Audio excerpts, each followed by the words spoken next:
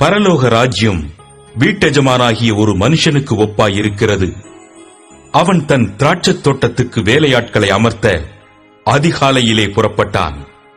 வேலையாட்களுடன் நாளொன்றுக்கு 1 பணம் கூலி பேசி அவர்களை தன் திராட்சத் தோட்டத்துக்கு அனுப்பினான்.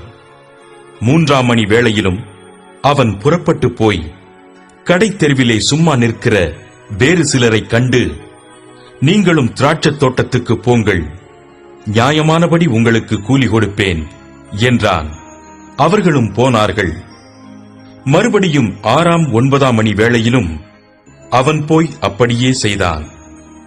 11ஆம் மணி வேளையிலும் அவன் போய் சும்மா நிற்கிற வேறு சிலரை கண்டு, நீங்கள் பகல் முழுவதும் இங்கே சும்மா நிற்கிறதென்ன என்று கேட்டான்.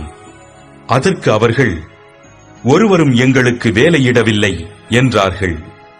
அவன் அவர்களை நோக்கி, நீங்களும் திராட்சத் தோட்டத்துக்கு போங்கள், நியாயமானபடி கூலி பெற்றுக் கொள்வீர்கள் என்றான். சாயங்காலத்தில் திராட்சத் தோட்டத்துக்கு எஜமான் தன் காரியக்காரனை நோக்கி, நீ வேலையாட்களை அழைத்து பிந்தி வந்தவர்கள் தொடங்கி முந்தி வந்தவர்கள் வரைக்கும் அவர்களுக்கு கூலி கொடு என்றான்.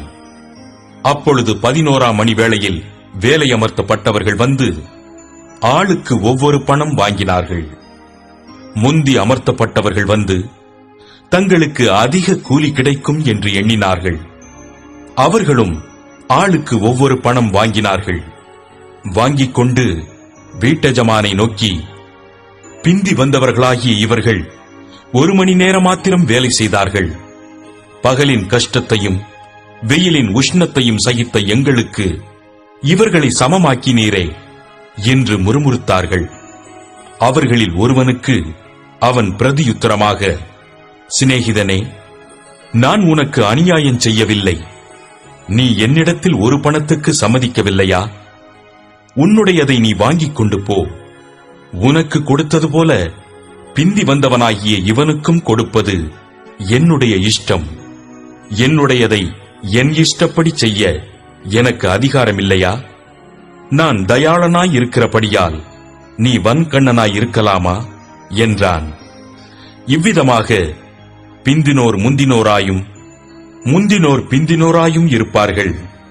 அழைக்கப்பட்டவர்கள் அநேகர், தெரிந்து கொள்ளப்பட்டவர்களோ சிலர் என்றார்.